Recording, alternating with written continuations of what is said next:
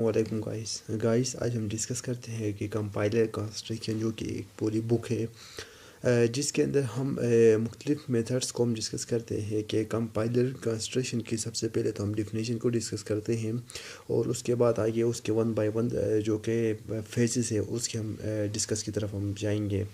सबसे पहले अगर हम देखते हैं कंपाइलर कंस्ट्रक्शन की डिफिनेशन को तो उसमें यह है कि compiler construction is system software that a set of a computer programs that converts source code written in a programming language into machine code that is understand computer.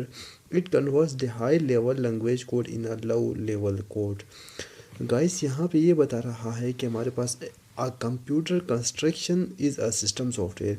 तो ये अब सबसे पहले तो ये कंपाइलर जो है ये हमारे पास कौन सा सॉफ्टवेयर है कि हमारे पास बहुत से सॉफ्टवेयर होते हैं जो कि कुछ एप्लीकेशन सॉफ्टवेयर होते हैं, कुछ सिस्टम सॉफ्टवेयर होते हैं, कुछ एम्बेडेड सॉफ्टवेयर्स भी होते हैं। तो ये कंपाइलर कंस्ट्रक्शन सबसे पहले तो हमारे पास एक सिस्टम सॉफ्टवेयर है अ set of a computer programmes का एक सेट है। ये बता रहा है कि एक सेट है कंप्यूटर के प्रोग्राम्स का डेढ़ कन्वर्ट्स जो कि कन्वर्ट करता है, कन्वर्ट मीन उसको ट्रांसलेट करता है, चेंज करता है सोर्स को written in a programming language. हम कोई भी चीज़ लिखते हैं तो उसको सोर्स कोड में लिखते हैं, अगर हम कोई भी चीज़ राइट करते हैं तो उसको हम सोर्स कोड में राइट करते हैं। उसको जो चेंज करता है वो कौन करता है, ठीक है, कंपाइलर क्या करता है उसको मशीन कोड में चेंज करता है। जो कि कंपाइलर का काम यहाँ पे ये होता है कि कंपाइलर जो है कंपाइलर जो कि ट्रांसलेट करता है उसको चेंज करता है, किसको चेंज करता है, उसी लैंग्वेज को, उसी सोर्स कोड को जो हमने लिखा है उसको चेंज करता है मशीन कोड में। डेट इज अंडरस्टैंड कंप्यूटर जो कि कंप्यूटर की अंडरस्टैंडिंग के लिए अगर उसको मशीन कोड में कन्वर्ट करेगा तो फिर वो जाहिर सी बात है 0 1 की फॉर्म में जाएगा, क्योंकि कंप्यूटर जो है ना वो बाइनरी फॉर्म को ही समझता है, अदरवाइज़ वो हिंदी इंग्लिश उर्दू वगैरह को नहीं समझता है, सिर्फ और सिर्फ वो 0 और 1 की फॉर्म में अंडरस्टैंडिंग करता है। और it converts the high level language code in low level code.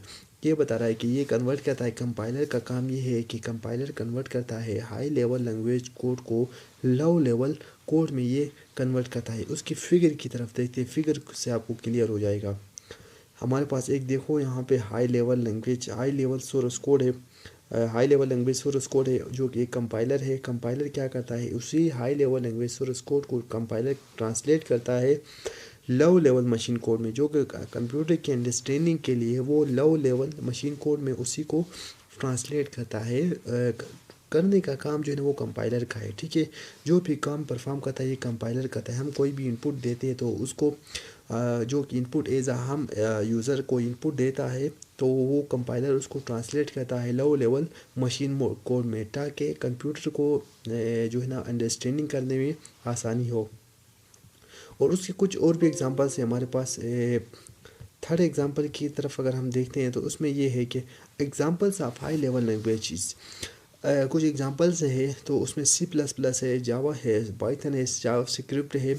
और दूसरा एग्जांपल्स ऑफ मशीन कोड का एग्जांपल हमारे पास कौन सा है, ये देखो यहाँ पे 0 1 0 0 1, ये अंडर कंप्यूटर इस लैंग्वेज को अंडरस्टैंडिंग करता है, ना कि ये इंग्लिश उर्दू को करता है, बल्कि ये अंडरस्टैंडिंग जो उसको समझ में आती है वो कि ये वाली लैंग्वेज उसको समझ में आती है, ठीक है, मशीन कोड उसको समझ में आता है। दूसरा इम्पोर्टेंट क्वेश्चन ये कई दफ़ा कॉलेज और यूनिवर्सिटी एग्ज़ाम में पूछा गया है शॉर्ट क्वेश्चन में, where the real world compiler construction is use. Compiler construction को हम रियल वर्ल्ड में कहाँ पे यूज़ करते हैं, उसको सॉफ्टवेयर डेवलपमेंट में उसको यूज़ कर सकते हैं, ऑपरेटिंग सिस्टम में यूज़ कर सकते हैं। ये पता होना चाहिए कि सॉफ्टवेयर डेवलपमेंट क्या है, ऑपरेटिंग सिस्टम क्या है, एम्बेडेड सिस्टम क्या है। और गेमिंग में हम उसको यूज़ कर सकते हैं, वेब डेवलपमेंट में हम उसको यूज़ कर सकते हैं। आजकल AI का दौर है तो जाहिर सी बात है AI में भी पाइथन जो है ना ये कंस्ट्रक्शन कंपाइलर का यूज़ होगा।